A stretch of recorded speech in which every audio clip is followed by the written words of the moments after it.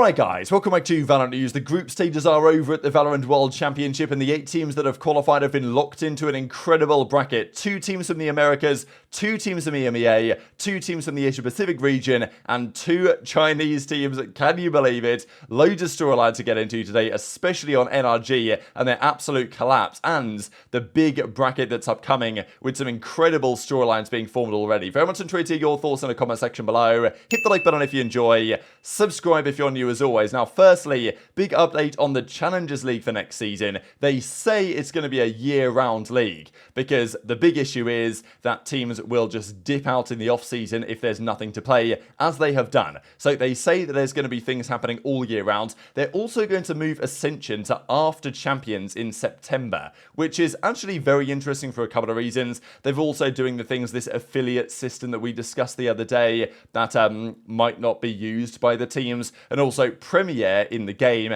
actually giving possibilities to qualify into Challengers, which is definitely the way they were leaning and is definitely a good idea as far as I'm concerned. But this idea to have Ascension after Champions will be interesting because after Champions, all of the teams that didn't win will look to make changes, but the Ascension tournament is still ongoing and therefore the teams in Tier 2 aren't making changes yet, which makes your life kind of difficult. If you're a Tier 1 team that's just bowed out of Champs top 12, top 16, as we'll see in a second, but let's say Ascension is still, let's say you're NRG, you've just lost last night, we'll get into it in a second, they will, I'm sure, want to think about some changes. But let's say Ascension is still ongoing, they can't get any players from Tier 2, you know, the likes of the Guard or M80, these players, they won't be able to get any of those guys. So it makes the roster change period very interesting because they will only be able to trade with other teams in Tier 1 and Tier 2 players. Let's say you're M80, for example, you just come second. By the time you've bowed out of Ascension, the Champions teams and the Tier 1 teams have probably already made their changes,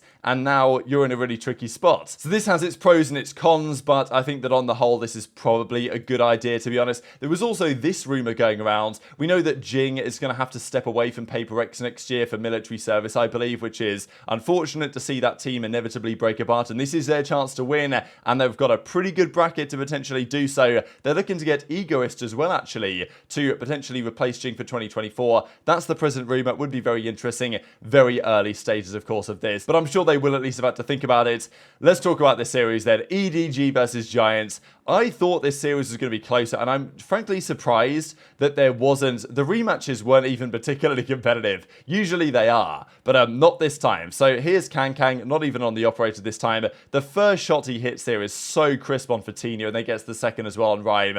Unbelievable stuff, and like the reaction immediately after the fact as well. Like you just, as soon as you saw this, you just knew, iconic Valorant moment. What a clutch to end the map there from Kang. Closes out the split, and then they go to Fracture, and this wasn't even that close. This as well, I don't think I've ever really seen anyone do this. He basically hits a silent shot here. You guys remember, if you played COD back in the day, when you would shoot the, like, let's say the Barrett 50 cal or whatever, or the DSR from Black Ops 2, and you would immediately pull out a, like, at the same time you shoot, you pull out a stun or a tomahawk or something, and it would become like a silent shot. It's almost what it feels like here, when he shoots and immediately dashes at the same time. No scope headshot. I mean, this is just Kang things, to be honest, at the moment, and they just completely embarrassed Giants. We know there was some trash talk before this. Edward had said, these guys are trash. Giants had said, these guys are overrated. And poor Hoodie here gets knifed for the game, which was just pretty tragic from his perspective. But 13-7, and that's GG. Edward 2-0 for Giants. They qualify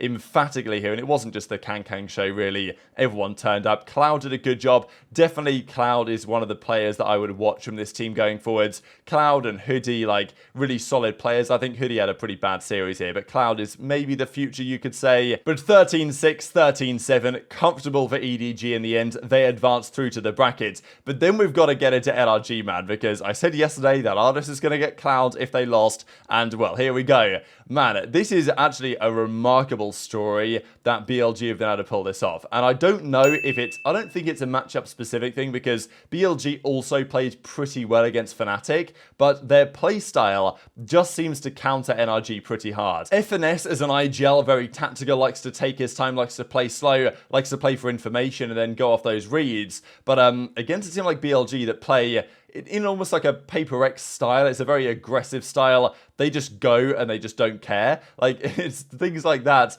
that could really seem to catch NRG off guard, especially on a map like Binds that NRG and the Optical have been so good at. Now, we know that Ardiis was talking trash before the series, saying you guys are 100% going home, and even before the series began, there was some talk here between Yosemite and Ardiis, and Ardiis is like, yeah, when the pressure's on, we perform the best. All of us, roll for roll, are better than they are. I know that you're going to be well prepared for the revenge, but we'll beat you again. And then he says, yeah, listen, Billy, you guys don't have a slight chance to win this. You got lucky the first game. The second game, you won't even get one map. So the issue is when you say this is then when you lose map 1, you think, oh no, here we go. It's all going to go wrong. But look at this, right? In the history of Optic and NRG, they've never lost a rematch game. Whenever they've lost to, Guard, Xerxia, Loud, Cloud9, EG, whatever, they've always won the rematch. And this time, you'd have thought the same story, but not this time. Game 1 was crazy, because this is Binds where you would think that NRG would have a very good time. Typically, that's always been the case. This clutch here from Yosemite was absolutely absurd. You could barely even see these players, but Finesse and Crashies go down like that. I mean, that's a painful way to lose for sure if you're NRG. But they had some better chances before this moment that they just didn't capitalize on. And yeah, Wisey, man, what a player. And yeah, as Bosa says, right, don't fight him, please. Bit of trash across the stage, but we love stuff like this, right? Just what it's all about at the end of the day. So, because why not, right? I mean, we know that Ardiis and co were definitely talking all this back to the BLG guys, and yet they really came to play yesterday. So I think it is in part a matchup thing that NRG versus BLG just didn't go well for them at all, but BLG really came to play here, especially because, NRG, they looked pretty good early on. They took a few rounds, but then they go to their map pick on Ascent, and, there we go, right, again, from Wisey, and they get the job done and win the series, as Yosemite says, and I took it personal. So, yeah, 70,000 likes on this one. So, absolutely fantastic stuff. And what a story for China, right? Definitely proves that Riot have been vindicated in their decision to allow as many teams as this from China into the World Championship. There were many questions when there was, 3 spots at champions for Chinese teams. Like, surely that's not justified. Maybe only 1 spot, just bring Edward Gaming along. Like, they should be all right. But turns out there's some really good teams there already. And this is why the storylines get even better when you talk about Boostio versus China, and we will get into that in a second because the script writers have been working overtime, shall we say. But NRG, what next for these guys? Yes, they only lost to 1 team in BLG, but look, if you can't beat Billy Gaming to make the the playoffs, then you don't deserve to go through. And as FNS says, we're under champs deservedly so. Played some of the worst Val. Sucks to see our year end like this. Thanks to good luck to the teams. Props to BLG for taking us down.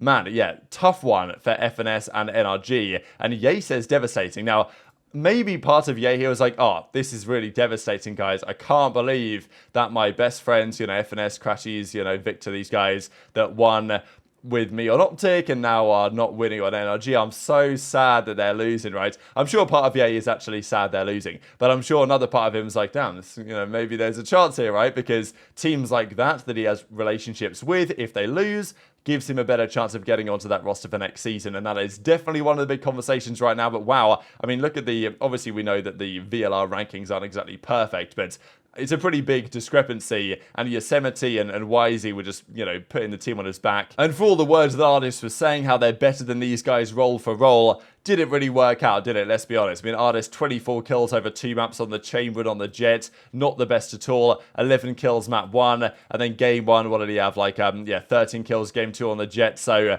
yeah, not great. And for Ardiis, I mean, you've got to wonder, is that the last series he plays for NRG? Because they will have to think about things right now. Demon 1 says it's time to learn Chinese. And we also got this from Zelsis. Welcome NRG to the shuffle. All the teams that didn't make it through the LCQ, they're going to make a move, I would say, and most of the teams at Champions will make changes as well. There might be some that decide to stick out and think about, we won't make any moves, but most teams, there's financial issues as well that are going around with some of these teams as well. So I think that roster changes will be made, and especially losing in the manner they did, that roster surely is untenable for next season. What will they do? That's a big question. I know that Ardiis will be looking over his shoulder at Ye, NRG Ye, maybe back on the table, but they could decide to do something even way more drastic than that, depending on how things go over the next couple of months, because, yeah, they've not been particularly impressive the whole year. And this, to be honest, just caps off a disastrous campaign of the season. Now, without NRG, NRG, this is the bracket. And wow, what a bracket we have. Again, this is like randomly drawn, right? So they say it's random,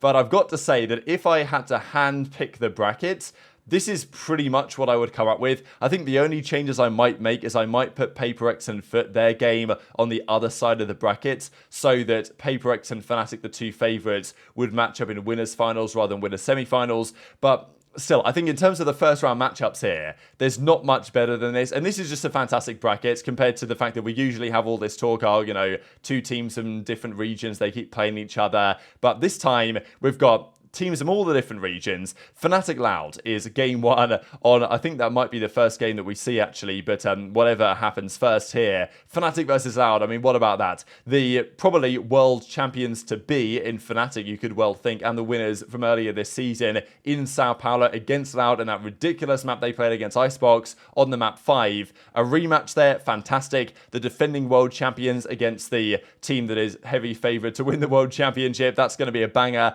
PaperX versus Foot, great matchup for them, and if they win that, we might get Fnatic PaperX quite early, which, you know, I think that could well be your grand finals matchup, but we might get it winners semis, and then one of those teams will have to make a losers run. DRX BLG as well, like that's a really interesting one. Again, you'd think the DRX have this, you know, pretty set up quite well for them here, and I think it should be. But still, I mean, how far can this Billy Gaming team go? But theoretically, DRX should win this. And then we get the matchup that I've been waiting for. And as I say, there was a 1 in 3 chance this happened in a randomly drawn bracket. There was, you know, because EG couldn't play against Foot Esports from their own group. So they had to play either Loud, BLG, or Edward Gaming. And they got Edward Gaming, which is just fantastic because if you guys don't know the lore about this, a couple of weeks ago now, Boostio said that Chinese teams will never catch up to North America or the other regions, and if Edward play well against EG, they could for sure win that series. That's going to be a cracking series. And then if EG lose